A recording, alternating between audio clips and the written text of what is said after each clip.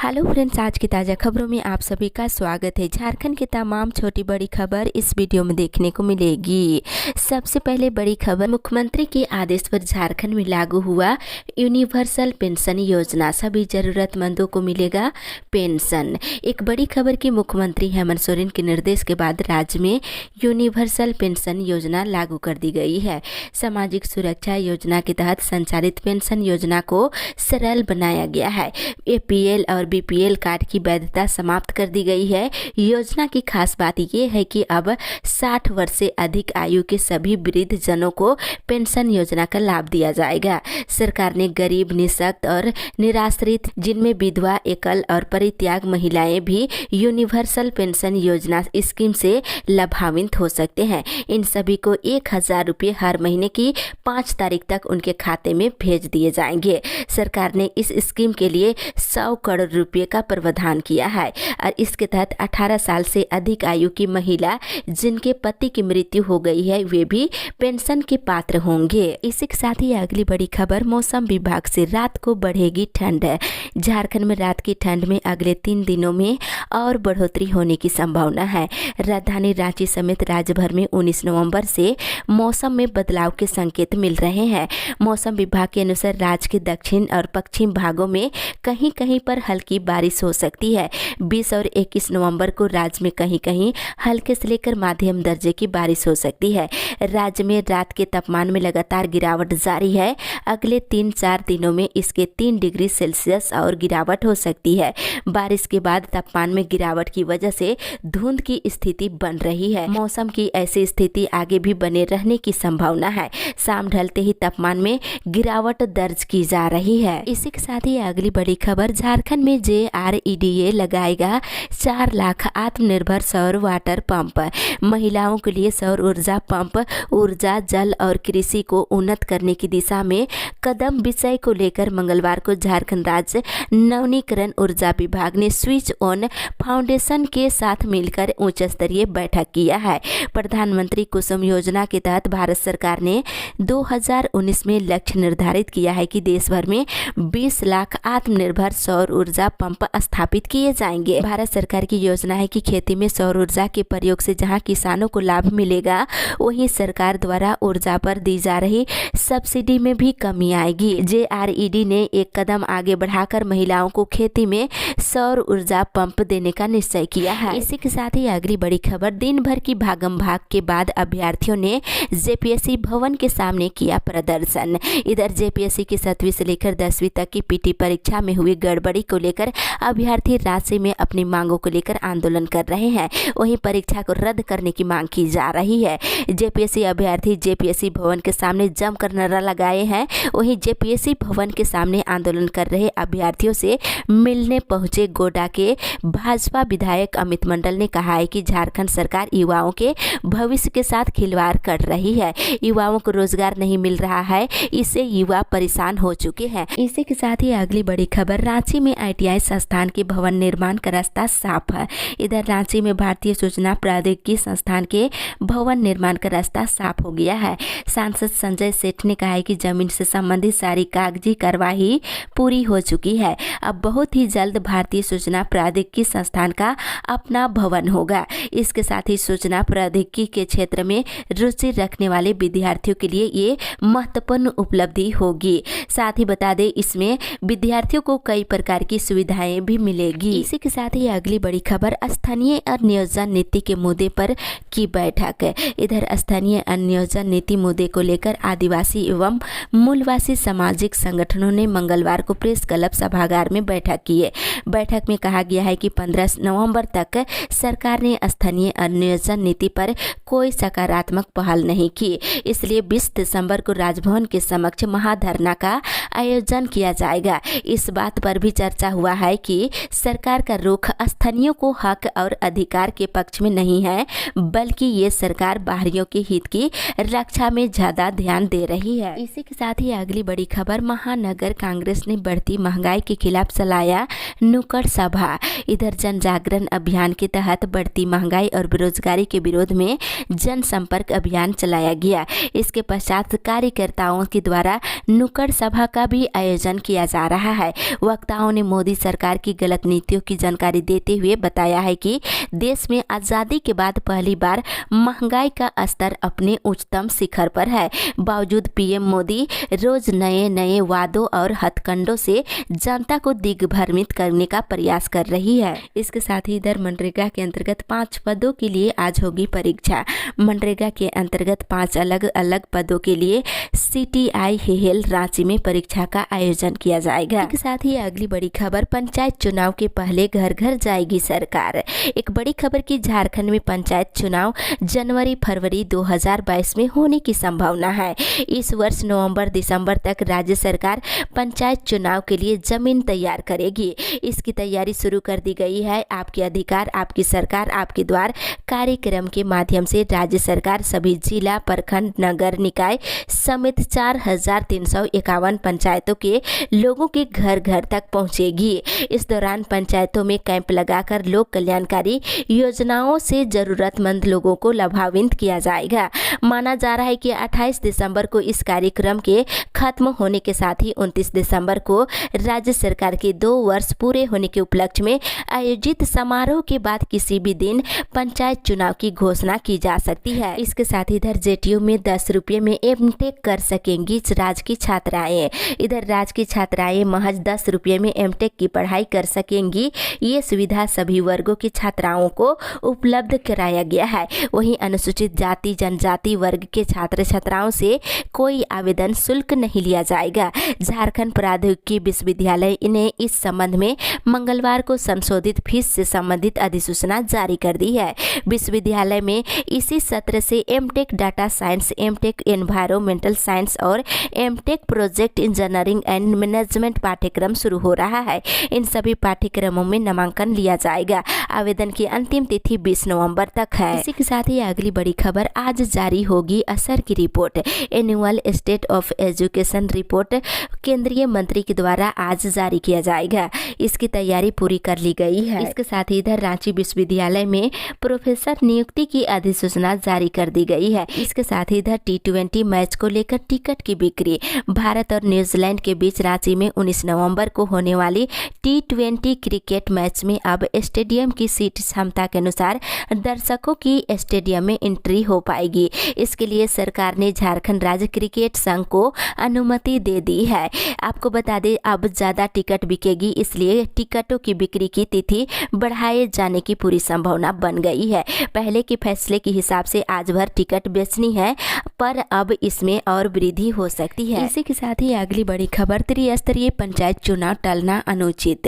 इधर राज्य सचिव मंडल सदस्य सुरजीत सिंह ने कहा है कि राज्य सरकार के द्वारा त्रिस्तरीय पंचायत चुनाव का टलना न सिर्फ जनतंत्र विरोधी कार्य है बल्कि गैर संवैधानिक भी है। कहा है कि हर राज्य में पंचायत चुनाव की प्रक्रिया खत्म होने की दौर पर गुजर रहा है। वहीं झारखंड में पंचायत चुनाव को शासक दल अपने निहित स्वार्थ को पूरा करने के लिए टालने का एक कौशल अपनाया है, जो दुर्भाग्यपूर्ण है। इसी के साथ ही अगली बड़ी खबर, राजभवन के समक्ष मेयर आज बैठेगी धरने पर। इधर वाटर टैक्स के विरोध में मेयर आशा लकड़ा बुधवार को राजभवन के समक्ष धरने पर बैठेगी। सुबह के 11 बजे से लेकर वे धरना प्रदर्शन करेगी। उन्होंने विभिन्न सामाजिक और राजनीतिक संगठनों से इस मुहिम में जुड़ने की अपील की है। दरअसल मिली जानकारी के अनुसार 5 किलोमीटर मुक्त पानी के बाद BPL उपभोक्ताओं को 4.5 रुपये प्रति किलोमीटर और आम उपभोक्ताओं को 9 रुपये प्रति किलोमीटर की दर से भुगतान करना होगा। इसके साथ ही इधर नामांकन पोर्टल 25 तक रहेगा खुला। रांची विश्वविद्यालय के अंतर्गत विभिन्न कॉलेजों में स्नातक सत्र 2021 से 24 में नामांकन के लिए कई विषयों में सीटें काफी खाली रह गई है। उन पर नामांकन के लिए चांसलर पोर्टल खुला रखा गया है। Doranda college, Marwari college, women's college, SS memorial college, JN college Dhurwa और PPK कॉलेज बुंडू, ऐसे कई कॉलेज है जिसमें कई विषयों में बड़ी संख्या में सीटें जो है खाली रह गई है। नामांकन के लिए चांसलर पोर्टल के माध्यम से 25 नवंबर तक आवेदन लिया जा सकता है। साथ ही अगली बड़ी खबर, राज्यों में एक बार फिर से लग सकता है लॉकडाउन। इधर दिल्ली एनसीआर में खतरनाक स्तर पर पहुंचे वायु प्रदूषण पर सुप्रीम कोर्ट की कड़ी फटकार के बाद मंगलवार को केंद्र सरकार ने दिल्ली सहित सभी पड़ोसी राज्यों के साथ उच्च स्तरीय बैठक की है। इसमें सभी राज्यों को बढ़े वायु प्रदूषण पर तुरंत काबू करने का निर्देश दिया है। साथ ही उनसे तय मानकों का कड़ाई से पालन कराने को भी कहा गया है। पराली जलाने की घटनाओं पर नाखुश जताते हुए धूल और वाहनों से होने वाले प्रदूषण को कम करने का निर्देश दिए गए हैं और राज्यों के साथ इस दौरान लॉकडाउन पर भी लंबी चर्चा हुई है। हालांकि सभी राज्यों ने इसका जिम्मा जो है केंद्र सरकार पर छोड़ दिया है। फिलहाल जो संकेत मिल रहे हैं उसमें केंद्र की ओर से साप्ताहिक लॉकडाउन का विकल्प पेश किया जा सकता है। इसके साथ ही इधर स्नातक में दाखिला दिलाने के लिए प्राचार्य से मिला छात्रों का दल। झारखंड छात्र मोर्चा का एक प्रतिनिधि मंडल मंगलवार को डोरंडा कॉलेज प्राचार्य डॉक्टर बीपी वर्मा से मिलकर छात्र हित के स्नातक में नामांकन से संबंधित समस्याओं के समाधान के लिए ज्ञापन दिया गया है।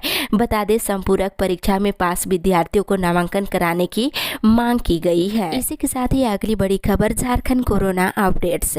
झारखंड पिछले 24 घंटे के दौरान कोरोना के 21 नए मरीज मिले हैं। साथ ही 14 मरीज स्वस्थ हुए हैं और वहीं पिछले 24 घंटे के दौरान एक कोरोना मरीज की मौत हो गई है। स्वास्थ्य विभाग के अनुसार रांची से 15, देवघर से 1, दुमका से 1, पूर्वी सिंहभूम से 3 और जामताड़ा से 1 नए मरीज मिले हैं। वहीं राज्य में कोरोना से देवघर जिले में 1 मरीज की मौत हुई है।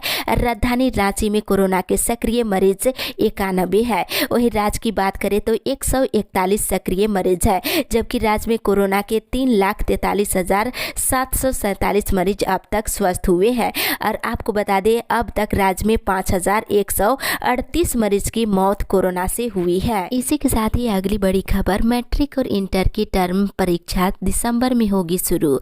इधर जैक के द्वारा जारी तैयारी के अनुसार राज्य में मैट्रिक टर्म 1 की परीक्षा 7 दिसंबर से शुरू होगी, जबकि इंटरमीडिएट के पहले टर्म की परीक्षा 9 दिसंबर से शुरू होगी। झारखंड एकेडमिक काउंसिल की ओर से अगले सप्ताह तक परीक्षा की तारीख की औपचारिक घोषणा कर दी जाएगी और मैट्रिक और इंटर की परीक्षाएं 2 टर्म में होने जा रही है। पहले टर्म की परीक्षा को लेकर सभी प्रखंडों में परीक्षा केंद्र बनाए जा रहे हैं। इसी के साथ ही अगली बड़ी खबर, सरकार ने ओबीसी को किया निराश, 20 से करेंगे उपवास। झारखंड प्रदेश वेश्या मोर्चा के केंद्रीय अध्यक्ष महेश्वर साहू ने कहा है कि मुख्यमंत्री हेमंत सोरेन ने राज्य स्थापना दिवस पर ओबीसी को 27% आरक्षण देने के मामले में चुप्पी साधकर पिछड़े वर्ग को निराश किया है। काफी उम्मीद थी कि झारखंड स्थापना दिवस पर मुख्यमंत्री हेमंत सोरेन चुनावी घोषणा पत्र में किए वादे के मुताबिक इस बार पिछड़े वर्ग का आरक्षण कोटा बढ़ाकर 27% कर देंगे, लेकिन बता दें सरकार इसे दरकिनार कर दिया है। इसको देखते हुए 20 नवंबर को सुबह के 9 बजे से रांची के मोराबादी मैदान में 1 दिवसीय महा उपवास कार्यक्रम किया जाएगा। इसके साथ ही इधर किसानों के लिए आंदोलन रहेगा जारी। सेंटर ऑफ ट्रेड यूनियन की राष्ट्रीय जनरल काउंसिल की बैठक मंगलवार से शुरू हो गई है। बैठक 3 दिवसीय है, जिसका समापन 18 नवंबर को होगा। कार्यक्रम का आयोजन हैदराबाद में किया गया है, जिसमें झारखंड राज्य के सिंटू जनरल काउंसिल सदस्य भी शामिल हुए हैं। इसके साथ ही इधर इग्नू में नामांकन की तिथि बढ़ी। इग्नू में जुलाई 2021 शैक्षणिक सत्र के लिए स्नातक और स्नाकोत्तर के सभी कार्यक्रमों में नामांकन की तिथि एक बार फिर बढ़ाकर 22 नवंबर कर दी गई है। इच्छुक अभ्यर्थी नामांकन ले सकते हैं। इसी के साथ ही अगली बड़ी खबर, मांगे पूरी किए बिना कंपनी न करे अधिग्रहण। इधर उपायुक्त सभागार में बड़कागांव विधायक अंबा प्रसाद के नेतृत्व में एनटीपीसी के अधिकारियों और प्रशासनिक अधिकारियों के बीच कल बैठक संपन्न हुई है। बैठक में बड़कागांव विधानसभा क्षेत्र में एनटीपीसी के द्वारा लगातार की जा रही भूमि अधिग्रहण के संबंध में नौकरी मुआवजा CSR के तहत किए जाने वाले विकास कार्य और लोगों को रोजगार उपलब्ध कराने के लिए जॉब कार्ड बनाने और कन्वेयर बेल्ट में स्थानीय लोगों को अधिक से अधिक रोजगार उपलब्ध कराने और बनादाग रेलवे साइडिंग के संबंध में विस्तृत चर्चा की गई है। वहीं मांगे पूरा नहीं होता है तब तक कंपनी को जमीन अधिग्रहण नहीं करने की बात कही गई है। इसी के साथ ही अगली बड़ी खबर, स्वच्छता कर्मियों की कलमबंद हड़ताल शुरू। स्वच्छ भारत मिशन ग्रामीण अनुबंध कर्मचारी महासंघ के आह्वान पर स्वच्छ भारत मिशन के तहत काम कर रहे स्वच्छता कर्मियों की कलमबंद हड़ताल कल से शुरू हो गई है। विभिन्न मांगों को लेकर के अनुबंध कर्मियों की हड़ताल 20 नवंबर तक चलेगी। कर्मी 19 नवंबर को विश्व शौचालय दिवस के अवसर पर पेयजल मंत्री मिथिलेश ठाकुर के रांची आवास का घेराव करेंगे। अनुबंध कर्मी अस्थायीकरण करने की मांग कर रहे हैं। इसी के साथ ही अगली बड़ी खबर, प्रोन्नति पर लगी रोक के आदेश को वापस लेगी सरकार। इधर झारखंड हाईकोर्ट के जस्टिस डॉक्टर एस.एन. पाठक की अदालत में डिप्टी कलेक्टर से एसडीओ के पद पर प्रोन्नति की अनुशंसा किए जाने के बाद भी अधिसूचना जारी नहीं करने के खिलाफ दाखिल याचिका पर कल सुनवाई हुई। सुनवाई के दौरान महाधिवक्ता की ओर से अदालत को बताया गया है कि राज्य में प्रोन्नति पर लगी रोक के आदेश को राज्य सरकार वापस लेने जा रही है। इसके बाद अदालत ने उन्हें शपथ पत्र के माध्यम से इसकी जानकारी कोर्ट को पेश करने को कहा है। वहीं मामले में अगली सुनवाई 6 दिसंबर को होगी। इसके साथ ही इधर हटाए गए सिपाहियों की अपील याचिकाओं पर सुनवाई टली। हाईकोर्ट में पुलिस सेवा से हटाए गए सिपाहियों की ओर से दाखिल अपील याचिकाओं पर सुनवाई कल टल गई है। मामले की सुनवाई 23 नवंबर को होगी और अदालत के नहीं बैठने की वजह से सुनवाई टल गई है। इसी के साथ ही अगली बड़ी खबर, सबको शुद्ध पेयजल का सपना होगा शीघ्र पूरा। इधर पेयजल मंत्री मिथिलेश ठाकुर ने कहा है कि हर घर तक स्वच्छ पेयजल पहुंचाने को लेकर सरकार पूरी सादगी से काम कर रही है। कोरोना काल में भी पेयजल से जुड़ी योजनाओं का काम हमने बाधित नहीं होने दिया। साथ में उन्होंने कहा है कि इसी का नतीजा है कि हम 10 लाख से अधिक घरों तक नल जल कनेक्शन मुहैया कराने में कामयाब रहे। वहीं वर्ष 2024 तक राज्य के प्रत्येक ग्रामीण परिवार के पास टैंप वाटर कनेक्शन दिया जाएगा। वहीं गोड्डा जिले में 11,000 से अधिक लोगों को मुफ्त में पानी कनेक्शन दिया जाएगा। इसके साथ ही अगली बड़ी खबर, नई बहाली में कम होगी प्राथमिक शिक्षकों का वेतन, कहलाएंगे सहायक अध्यापक। राज्य में प्राथमिक शिक्षकों की नियुक्ति में बड़ा बदलाव किया जा रहा है। अब प्राथमिक शिक्षकों की नियुक्ति नए वेतनमान में की जाएगी, जो कि पहले के वेतनमान से कम होगा। साथ ही प्राथमिक शिक्षक अब सहायक अध्यापक कहलाएंगे। वर्तमान में प्राथमिक स्कूलों में काम कर रहे शिक्षक इंटर प्रशिक्षित और स्नातक प्रशिक्षित कहलाते हैं। राज्य सरकार प्राथमिक शिक्षकों की नियुक्ति नियमावली में संशोधन करने जा रही है। प्रस्ताव विभागीय मंत्री जगन्नाथ महतो की स्वीकृति के लिए भेजा गया है। अब तक प्राथमिक शिक्षकों की नियुक्ति 9300 से लेकर 34,800 के वेतनमान में होती थी, लेकिन बता दें अब वेतनमान घटा करके 5200 से लेकर 20,200 किया जा रहा है। इसी के साथ ही अगली बड़ी खबर, 7 दिनों के अंदर मांगे पूरी नहीं होने पर छात्र मोर्चा करेंगे आंदोलन।